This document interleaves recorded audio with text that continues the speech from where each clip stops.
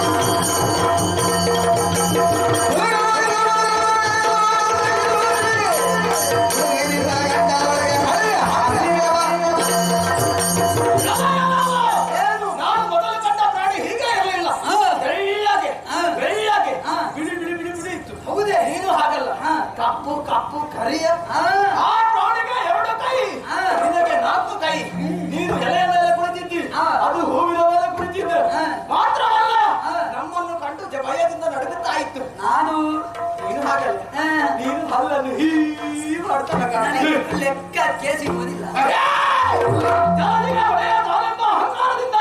ನಡೆಯುವುದಕ್ಕೆ ಮುಂದಾದರೆ ನಿನ್ನ ಪಡೆದು ಮೊದಲು ಬಂದ ತನ್ನ ಕಂಡವರು ಭಯಗೊಳಿಸಿದವರು ನಿರ್ಭಯನಾಗಿ ನಿಂತಿದ್ದೇನೆ ನುಂಗುತ್ತೀರಾ ಇಳಿವ ತುತ್ತಲ್ಲ ಗಂಟಲೊಳಗೆ ವಿಷ ವಿಷಾದೇನು ಅಮೃತ ಸದೃಶ ಏನು ಅಂತ ನಾನು ನೋಡ್ತೇನೆ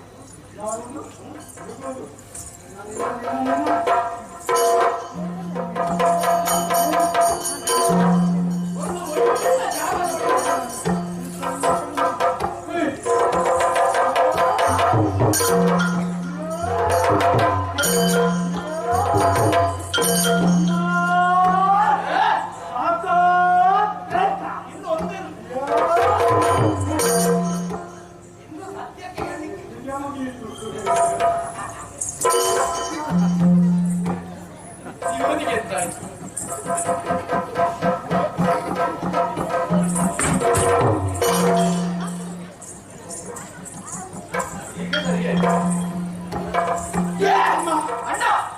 ಇದು ನೀನ ಇದು ಹಿಂದಿನಿಂದ ಒತ್ತಲ್ಲ ಹಿಂದಿನಿಂದ ಒತ್ತಲ್ಲ ನಾನೇ ಎಂತದಪ್ಪ? ಅಣ್ಣ ನಿನಗೆ ನೋವಾಯ್ತಾ ಮತ್ತೆ? ಸ್ವಲ್ಪ ಸುಧಾರಿಸಿಕೋ ಆಯ್ತಾ ಅತಿ ಉತ್ತಮ. ನನಗೂ ಸೇರ್ಕೊಬಾರವ? ಹಾಗದ್ದು ಹಾ. ಹಿರಿಯದಾಗುತ್ತೆ. ಈಗ ಅಲ್ಲಿಗೆ ಸರಿಯೇ ಆ ಕಾಲನ್ನ ಅಲ್ಲಿಗೆ ಮುರಿದು ಬಿಡು ನೋಡು.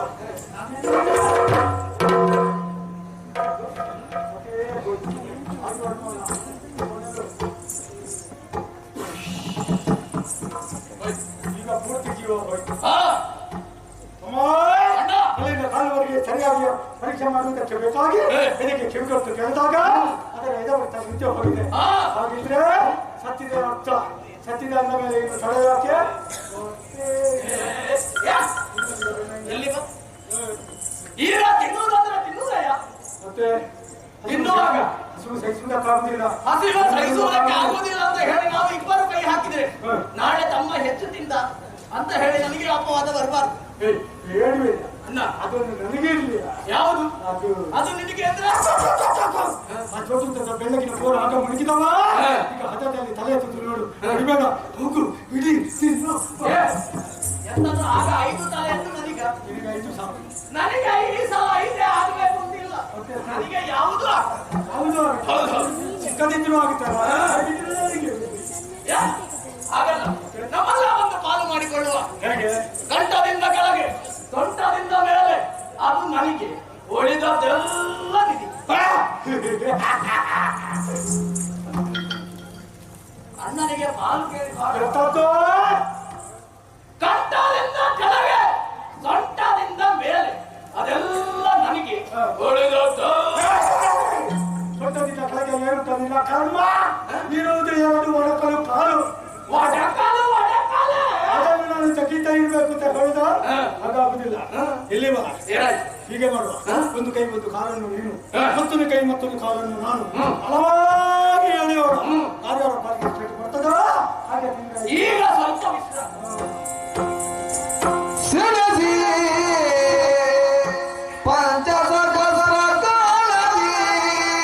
ಸರಿ ಸರಿ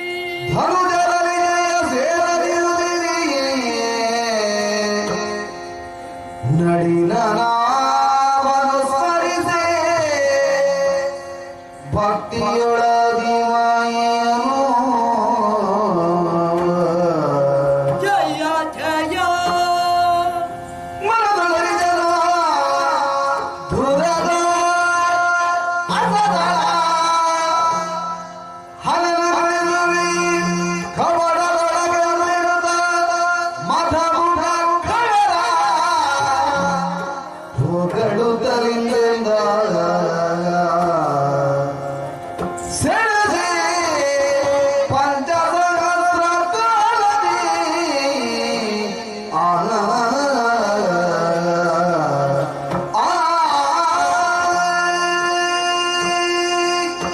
ಪದಾರ್ಥವಾಗಿ ಪರಾತ್ಮರ ಶಕ್ತಿಯನ್ನು ಧ್ಯಾನಿಸಿದಾಗ ಯುಕ್ತಿ ಮಾರ್ಗವೇ ಸೂಕ್ತವೆನ್ನುವ ಸೂಚನೆ ಬರಲಿ ನೋಡುವ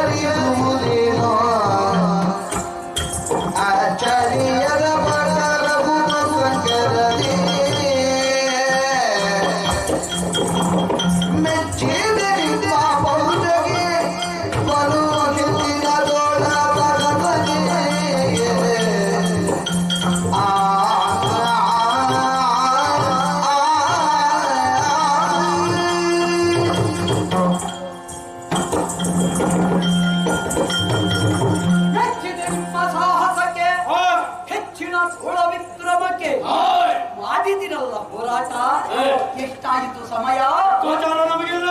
ದಿವ್ಯ 5,000 ವರುಷವೇ ಸಂದು ಹೋಯಿತು 5,000 ಹೋಯ್ತಾ ಹೋಯಿತು ನಿನಗೆಲ್ಲ ಲೆಕ್ಕಕ್ಕೆ ಸಿಗಲಿಕ್ಕಿಲ್ಲ ನಮಗೆ ಹೀಗೆ ಲೆಕ್ಕ ಉಂಟಲ್ಲ, ಈ ಲೆಕ್ಕಾಚಾರದಲ್ಲಿ ಇರುವವ ಅದು ಇಲ್ಲದಿದ್ರೆ ನಾನು ಇಲ್ಲಿವರೆಗೆ ಮುಟ್ಟುತ್ತಿಲ್ಲ. ಇಲ್ಲಿವರೆಗೆ ಮುಟ್ಟಿದ್ದು ನಿನ್ನ ಲೆಕ್ಕಾಚಾರ. ನಿಮಗೆ ಒಂದು ಲೆಕ್ಕ ಕೊಡುವ ಈ ಸಲ. ಅದ ನನಗೆ ಆಲೋಚನೆ ಮಾಡಿದ್ದೇನೆ, ನೀನು ಮೊದಲೇ ಲೆಕ್ಕಾಚಾರ ಮಾಡ್ತೀನಿ. ಎಷ್ಟರವರೆಗೆ ನಡೆದ ಗ್ರಾಮದಲ್ಲಿ ಸೋತವರು ನೀವೇ ಅಲ್ಲ. ಇದು ನಮ್ಗಾಗುದು. ಗೆದ್ದವ ನಾನೇ. ಅವರದ್ದು ಕೈಯಲ್ಲಿ ಕೊಟ್ಟೆ ಇಲ್ಲ, ಇದ್ಕೋ. ಒಮ್ಮೆ ಅಲ್ಲ ಮತ್ತೊಮ್ಮೆ ಇಲ್ಲ. ಇದರ ಮೇಲೆ ಸಲ್ಲ. ಇತ್ಯರ್ಥವೇ ಆಗಲಿಲ್ಲ. ನಿರ್ಣಯ ಮಾಡಿಕೊಂಡೆ. ಗೆದ್ದವರು ನೀವು, ಸೋತವ ನಾನು. ಗೆದ್ದಂತಹ ನಿಮಗೆ ಏನನ್ನಾದರೂ ಕೊಡಬೇಕು ಅಂತ ಆಲೋಚನೆ ಮಾಡಿದ್ದೇನೆ. ಏನು ಬೇಕು, ಎಲ್ಲಿ ಬೇಕು ಕೇಳಿಕೊಳ್ಳಿ. ತೊಟ್ಟೊಳ್ಳಿಯೇ ಕೆಟ್ಟವರು ನಾವು, ಸೋತವರು ನೀನು. ಸೋತವರು ಅಂತ ನೀನು ನಮ್ಮಲ್ಲಿ ಬೇಡಬೇಕಲ್ಲದೆ ಕೆಟ್ಟರ ನೀರಲ್ಲಿ ಬೇಡುವ ಕ್ರಮ ಉಂಟೇನೋ? ಇದು ಏನು ಗೊತ್ತಾ? ಅಭಯ ಹಸ್ತ. ಹೇಗೆ ಈ ಸಲ ಗೊತ್ತಾಗುತ್ತಿಲ್ವೇ? ಮೇಲೆ ಬಿದ್ದಿತ್ತ ಯಾವತ್ತಿಲ್ಲದಿದ್ರು ಕೂಡ ಈಗ ಮೇಲೆ ಉಂಟು, ನೆನಪಿಟ್ಟುಕೋ. ಸರಿ. ಯಾಕೆ ನಿನಗೆ ಕೊಡುವುದಕ್ಕೆ ಬೇಕಾಗಿ ಯಾವಾಗ ಬೀಳ್ತದೆ ನೋಡುವ. ಅದು ನೋಡುವ. ಅದೇ ಅದೇ ಕಾಲ ಆ. ಕಾಲಕ್ಕೆ ಸರಿಯಾಗಿ ಇರು. ನಿನಗೆ ಎಷ್ಟು ಬೇಕು, ಹೇಗೆ ಬೇಕು, ಎಲ್ಲಿ ಬೇಕು ಅಂತ ಕೇಳಿಕೋ, ಕೊಡ್ತೇನೆ. ಇನ್ನೆಂತ ಭರವಸೆ ನಿಮ್ಮಲ್ಲಿ ನಮಗೆ? ಹ್ಮ್. ನಂಬಿಕೆ ಬರಬೇಕು ಅಂತಿದ್ದರೆ ಕೈ ತಟ್ಟಿಯೇ ಮಾತು ಕೊಡಬೇಕು. ಏನು ಕೇಳ್ತದೆ ಈ ಕ್ಷಣದಲ್ಲಿ?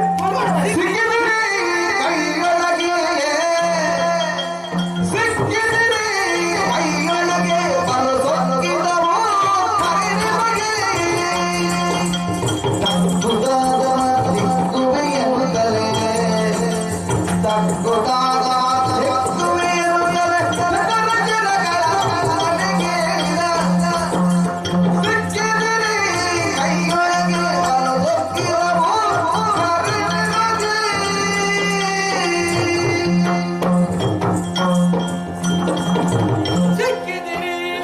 ಕೈಯೊಳಗೆ. ಸುಳ್ಳಾಗ್ತಾನೆ ನೋಡಿ ಇವ. ಹಸಿ ಹಸಿದ ಮೂರ್ಖರೇ ನಿಮಗೆ. ಎಂತದ್ದು? ಮೂರ್ಖಂದ್ರೆ ಗೊತ್ತಿಲ್ವೇ? ಒಳ್ಳೆಯವ ನೀನು.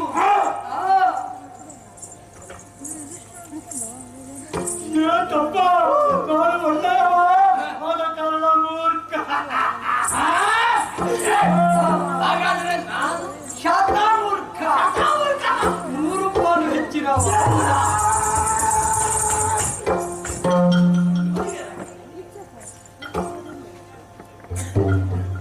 ನಾಳೆಗೆ ಬಿತ್ತು.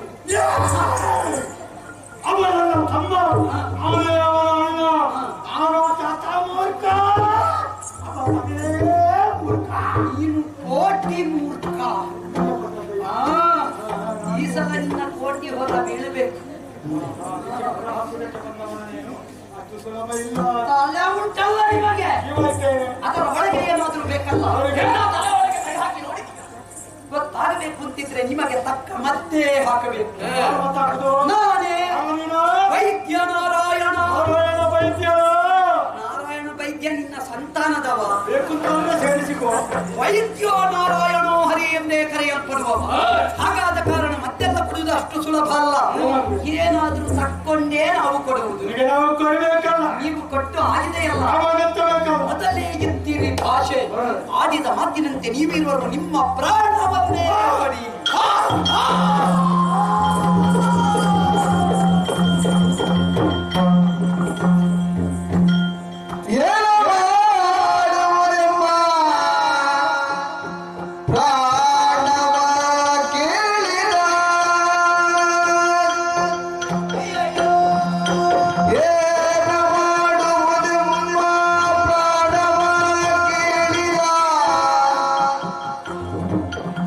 ಜಾಣತನದಲ್ಲಿ ವಂಚಿಸುತ್ತ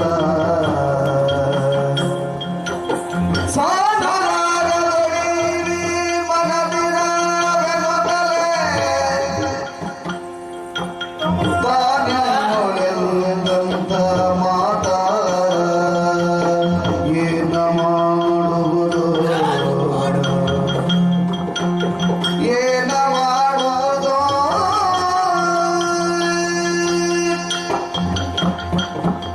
ಅಯ್ಯಯ್ಯೋ,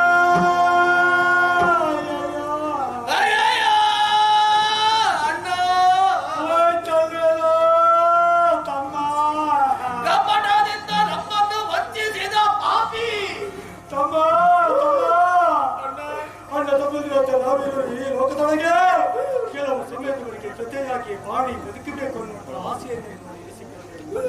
ಎಲ್ಲವೂ ಒಮ್ಮೆಲೆ ಹಾಳಾಗಿ ಹೋಯಿತು. ತಮ್ಮ ತಮ್ಮ ನಾವೇನು ಆತನಿಗೆ ಮಾತು ಕೊಟ್ಟಿದ್ದೇವೆ. ಮಾತು ಕೊಟ್ಟಂತೆ ಪ್ರಾಣವನ್ನು ಕೊಡದೆ ಹೋದೆವೆಂದಾದ್ರೆ ನಮ್ಮ ಪಾಲಿಗೆ ಲೋಕಪವಾದ ಬರುತ್ತೇವೇನೋ. ಲೋಕಪವಾದ ಬರ್ತೇನೆ ಹೇಳಿ ಪ್ರಾಣವನ್ನು ಕೊಟ್ಟೆವೆಂದಾದ್ರೆ ಏಕಕಾಲದಲ್ಲಿ ನಾವಿರೋದು ಸಾಯುವುದಿಲ್ಲ. ಅತ್ತ ಸಾಯುವ ಹಾಗೂ ಇಲ್ಲ, ಇತ್ತ ಬದುಕುವ ಹಾಗೂ ಇಲ್ಲ. ಅಯ್ಯಯ್ಯೋ ಅಯ್ಯಯ್ಯೋ ಅಯ್ಯಯ್ಯೋ.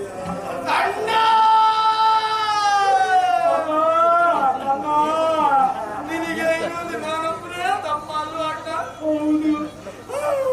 ಜೀವನದಲ್ಲಿ ಏನೇನೋ ನೋಡ್ಬೇಕು ಎನ್ನುವಂತ ಆಸೆಯನ್ನು ಇರಿಸಿಕೊಂಡವ ಅಣ್ಣ ನಾವು. ಆದ್ರೆ ಇಷ್ಟೊತ್ತಿಗೆ ನೋಡುತ್ತಿದ್ದ ನಾನು ಭಾವಿಸಿದ್ದೆ, ಏನು ನೋಡಲಿಲ್ಲ ತಮ್ಮ.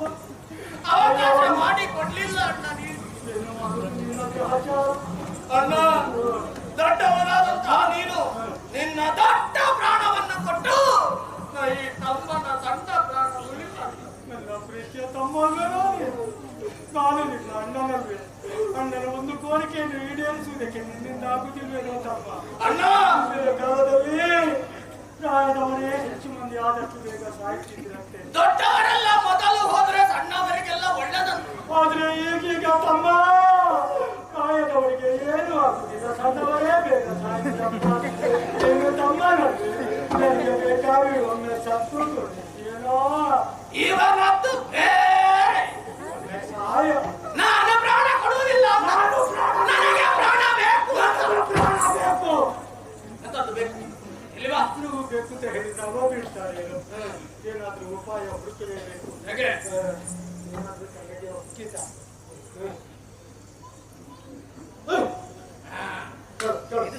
ಕೊಡಿ ಕೊಡಿ. ಯಾರು ನಿನಗೆ ಅಷ್ಟು ಅವಸರ? ನಮ್ಮ ಪ್ರಾಣ ಪಡೆಯುವುದಿದ್ರೆ ಕಾಣುತ್ತಿರುವಂತಹ ಜಲರಾಶಿಗೆ ಒಂದೇ ಒಂದು ಹನಿ ರಕ್ತದ ಬಿಂದು ನೀರಿಗೆ ಸೋಕದ ದರದಲ್ಲಿ ಪಡೆದು ಅದೇ ನೆಮ್ಮಯದಲ್ಲೇ ಮರುಳರು ನೀವು. ತಿಳಿಯಬೇಕು ಅಂತಿದ್ರೆ ನಿಮಗೆ ಜ್ಞಾನೋದಯ ಆಗಬೇಕು. ಇದು ಇದ್ದೇನೆ ನೋಡಿ ನೋಡಿ.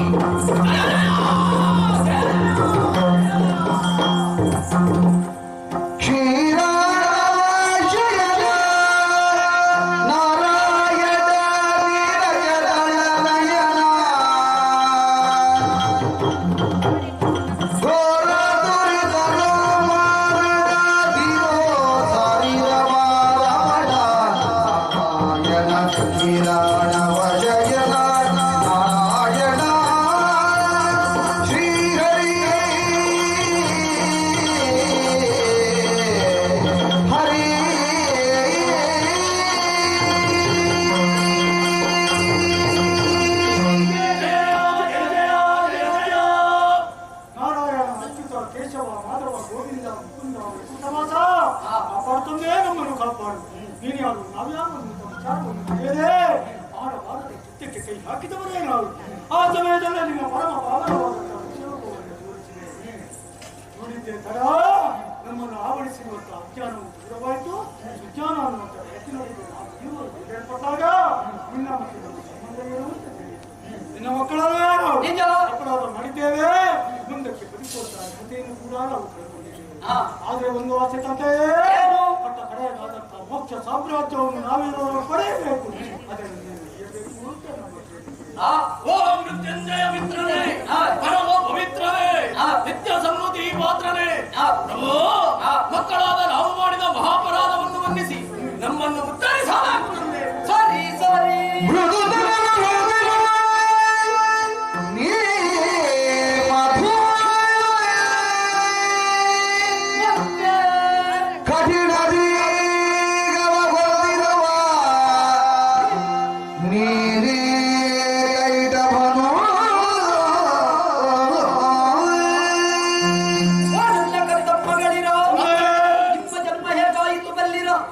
ಹಿಂದಕ್ಕಾದರೂ ಬಾಲಮುಕುಂದನಾಗಿ ಆಲದನೆಯ ಮೇಲೆ ಪವನಿಸಿದ ಕಾಲ ಕಿವಿಯಿಂದ ಬಂದ ಕಿಲ್ಬಿಷವನ್ನು ಜಲಧಿಯ ಮೇಲೆ ಬಿಸುಟ್ಟೆ. ಅದರಿಂದಲೇ ನಿಮ್ಮಿರುವರ ಹುಟ್ಟಾಯಿತು. ಮದಿರೆಯ ಕಾಂತಿಯಿಂದೊಪ್ಪಿ ಮೃದುವಾದ ಶರೀರವನ್ನು ಹೊಂದಿ ಸಿಹಿಯಾಗುವ ಮಣಿಯಿಡುವ ಕಾರಣ ನೀನೇ ಮಧು. ಮಧುವನ್ನು ಅನುಸರಿಸಿಕೊಂಡು ಅರಸಿಕೊಂಡು ಬರುವುದು ಕೀಟ ಕೀಟಕ್ಕೆ ಕೈಟಭ ಎನ್ನುವುದೇ ಅನ್ವರ್ಥ. ನಿನ್ನನ್ನು ಕೀಟ ಸದೃಶನಾಗಿ ಅನುಸರಿಸಿಕೊಂಡು ಬಂದವತ ಈತ ಮಾತ್ರವಲ್ಲ, ಕಠಿಣ ಶರೀರಿಯಾಗಿರ್ಪೆ. ಆದ ಕಾರಣ ನೀನೇ ಕೈಟಭ. ಮುಂದಕ್ಕೆ ನಿಮ್ಮ ಭಯದ ಅಪೇಕ್ಷೆಯಂತೆ ನಿಮ್ಮ ಶಿರವನ್ನು ಈ ಮಹಾರ್ಣವದ ಮೇಲೆ ಕಡಿದೆ ಅಂತಾದರೆ ಇದು ರುಧಿರಾರ್ಣವವಾದೀತು. ಹಾಗಾಗದಂತೆ ತಡೆಯುವುದಕ್ಕೆ ಬೇಕಾಗಿ ನನ್ನ ಜಗ್ಗಾ ಪ್ರದೇಶವನ್ನೇ ಜಲಮಧ್ಯದಲ್ಲಿ ವಿಸ್ತಾರಗೊಳಿಸಿ ಅದರ ಮೇಲೆ ನಿಮ್ಮ ಶಿರಸ್ಸನ್ನಿತ್ತು ಕಡಿದು ಮುಕ್ತಿ ಕರುಣಿಸುತ್ತೇನೆ. ಹೀಗೆ ಬನ್ನಿ ಮಕ್ಕಳೇ.